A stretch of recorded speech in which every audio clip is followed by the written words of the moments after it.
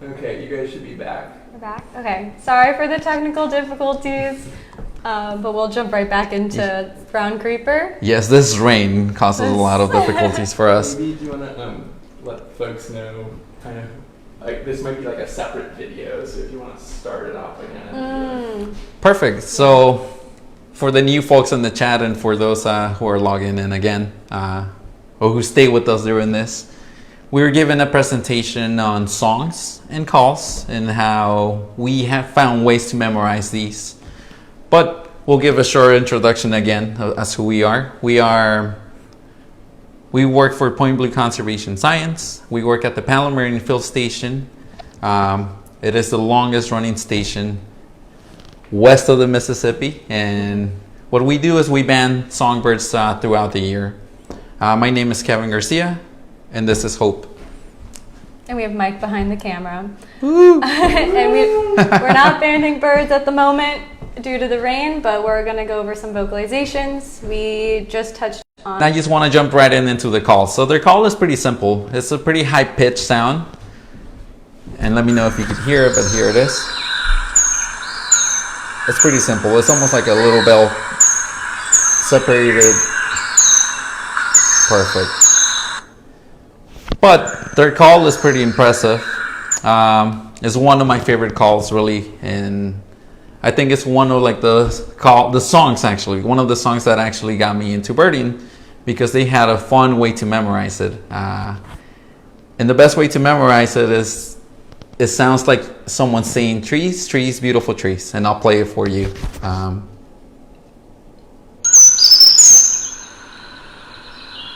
And I'll play it again. It's really sweet. It's a sweet call, and like once you hear it, you'll always know it's a brown creeper. And this is one of the easiest ones to remember. And the mnemonic is great. Sometimes we come up with great mnemonics. So trees, trees, beautiful trees really summarizes what this song is, and it makes it easier for everyone to know. So the next species we're gonna focus on is the golden crown kinglet. Okay, so we do have a study skin for this one.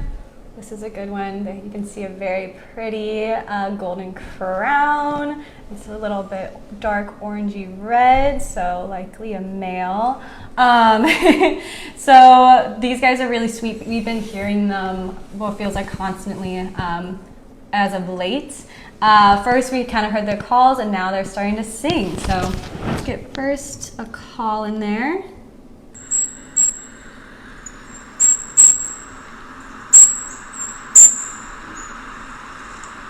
So it's basically a high seep call, very high pitch. Often you really kind of have to either listen for them or it almost feels like a little buzzing in your ear. But it's basically 2 or 3 like C notes in a row, and they're very high pitch and thin. So I'll just play that one more time. It's this little guy. Very small birds, often in flocks. There's usually more than one when you hear them. So you'll kind of hear those notes all joined in. And then their song is also very high pitch.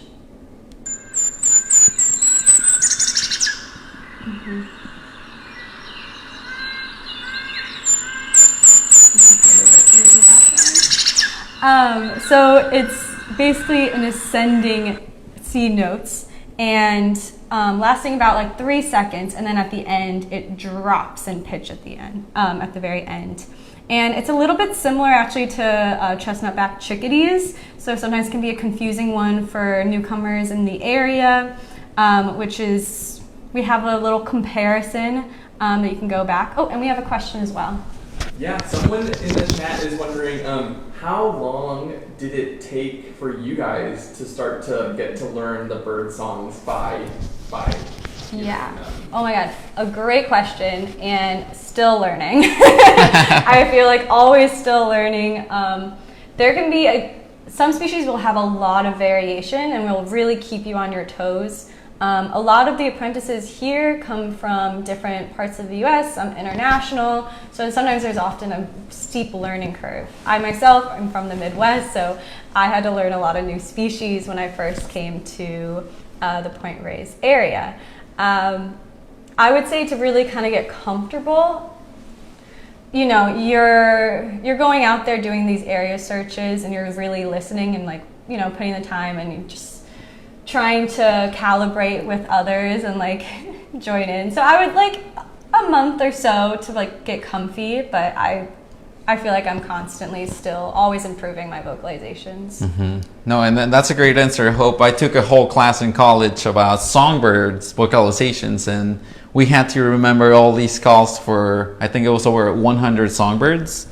And the way they tested us is that they played it and we had to write what particular species this was.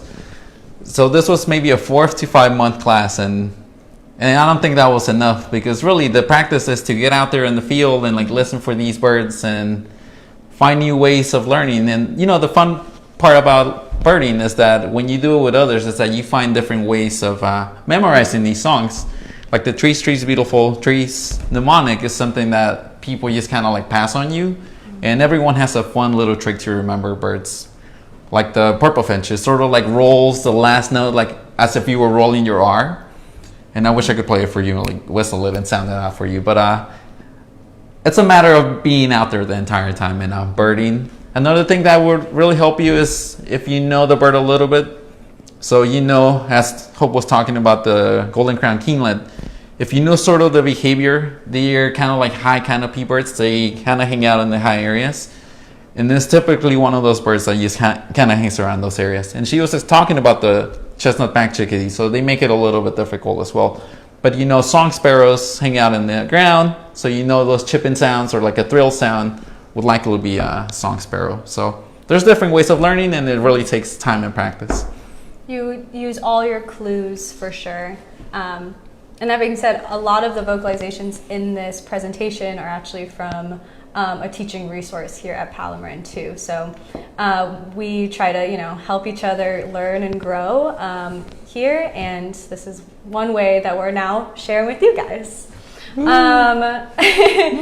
Oh, we have another question? Another question from the chat. Well, I just want to say that folks have been hearing oak titmice in their areas. They've been hearing orange crown warblers. We also have a viewer all the way from Norway who is joining us today. So I want to say hello to them. Hi, Thanks Norway. for joining us. Wow. And one question for you guys in the chat is, what is your favorite bird mnemonic to remember songs by? Ooh. I know mine. Say it. Maybe you want to say what that is. Yeah, what the bird is, or what a mnemonic is. Yeah. So a mnemonic is just like a device, basically a learning device. So it can be a lot of different things, basically. It's not just using words to describe a sound. It's just like a technique that helps facilitate learning. It's kind of vague, to be honest, but in this sense, we're kind of using it as terms that help us, that relate to songs. That's how we're referencing it. One of my favorite birds is the akoi or crested honeycreeper, and they have an amazing song, and they go, Peter, Peter, womp, womp. And I love it with all my heart, and I highly recommend anyone to look it up. Where are those birds? Oh, and those are found on Maui in the Hawaiian Islands. Yeah. So if you're out there, remember that call. I want to go with a classic one, and it's really one that really got me into birding, and one that I typically use to introduce someone to songs in particular, and it's the black-capped chickadee. And I think the mountain chickadee also uses this call, but the mnemonic that I learned is the cheeseburger, and it's really sweet. And the cheeseburger mnemonic is cool, but they also kind of say something else, at least to me, and how I remember is that they say, hey sweetie, hey, play it, you will see. So there's different methods, there's different words, and of course we love our owls here. The Who Cooks For You is a classic one. Woo-hoo, woo-hoo. And what bird is that? And that's your barred owl. Mm-hmm. Perfect. Okay.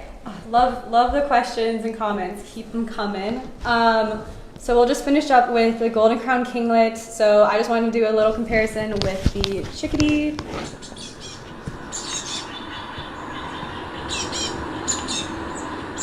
It's a little bit quieter, but basically it's going to be scratchier with variable D notes, and they tend to kind of collapse at the end versus that really like high pitch, kind of clean ascending that comes from this golden crown. It's, yeah, very high and very sharp, I would say. Okay. And Perfect now. So the next bird, and this is one that we hear pretty much all year round. It's one of the loudest birds here at Palomarin, and really pretty much throughout the West Coast you get these. It's the song sparrow. It's really one of my favorite calls because it does resemble like a bark, kind of like a smaller dog bark. And I'll play it for you.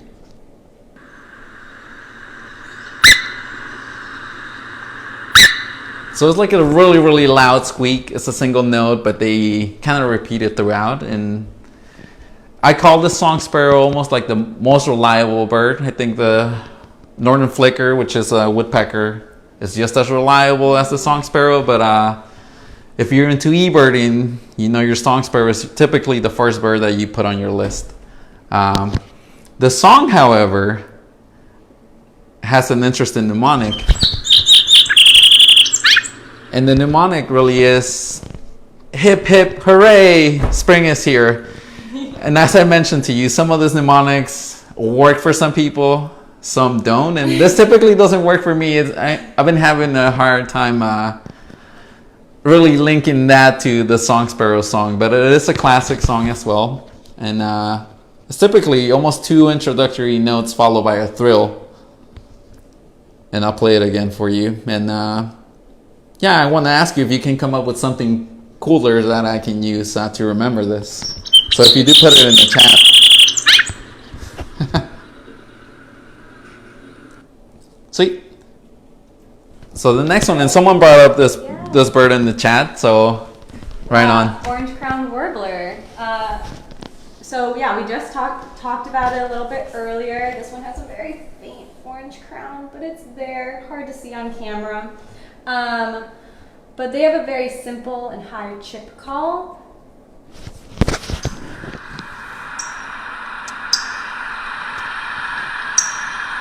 In all honesty, pretty similar to a lot of other warblers with their call. So often that can be pretty tricky to ID the species to, which is why songs are so great. You get a little bit more variation between species. So I love their song. It's one of my favorites. I'll play it first and then talk about it.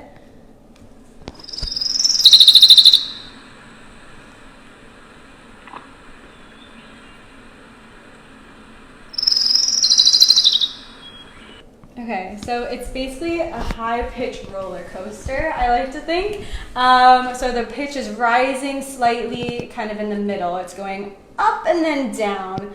And so every once in a while it rises at the end as well. So we'll play that one more time.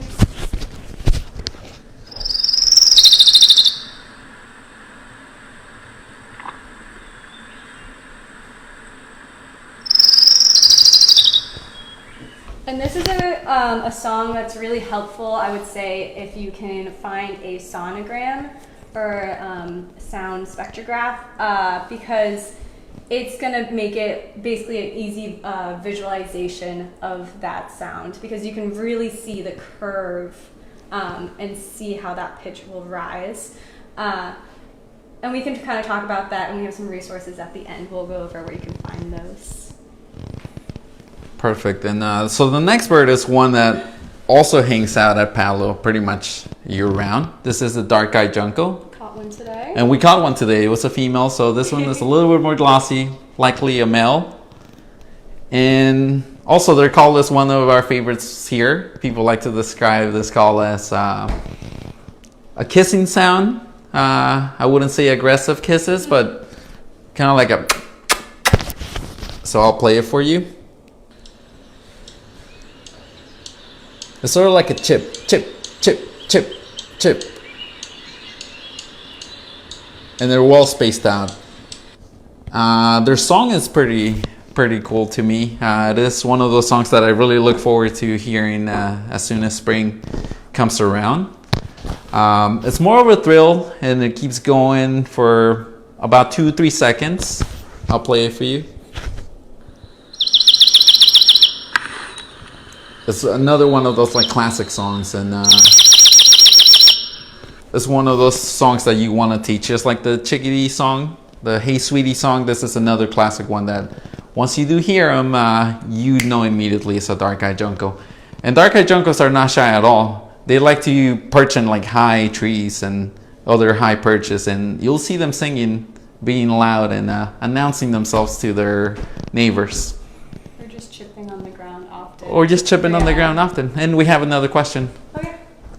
We're approaching the end of our Facebook Live, and some folks are wondering how they might be able to come out and practice bird song with you guys. Yes, absolutely. So, yeah, we are getting towards the end, so we want to say thank you so much for tuning in, and we definitely want to see you guys. So we are now open to the public, so we are accepting drop-ins. If you have a bigger group, you can make an appointment with us as well. We have banding demos, which is great for like school groups or club gatherings, so many things. So do come in.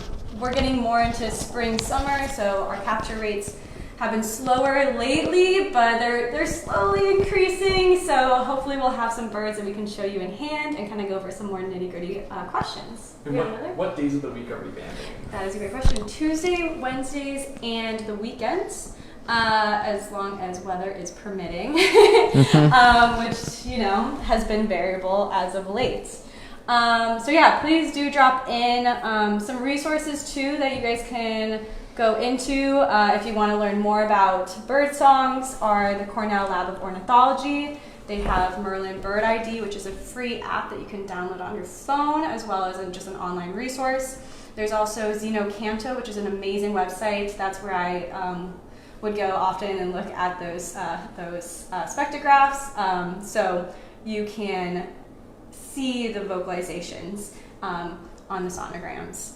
And then, yeah, so we just encourage people to kind of look us up. We have a website, it is pointblue.org. Come, you know, get involved, donate. We appreciate your time and, yeah, and everything. So please come in. We do also have apprenticeships here. We have graduated over 700 interns who have gone on to be into conservation science like us. So yeah, I hope, oh yeah, we have one last question. One last question. You used the word spectrograph and sonogram. Do you want to give a quick?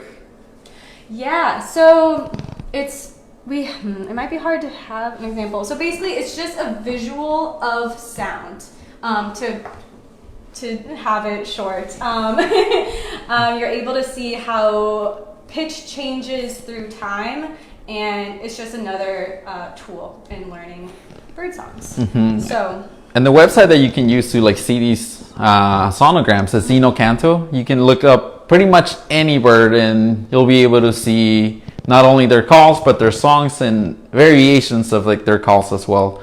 And it is a great learning tool. It is especially for those visual learners who want to like link in the songs into a visual representation, and that's how I really memorized a lot of like the songs we've been talking about today. So thank you very much for joining us. It's been a pleasure doing this for all of you, and then hope we can see you soon. Happy birding, everyone. If you have any more questions, we'll try to answer them in the chat.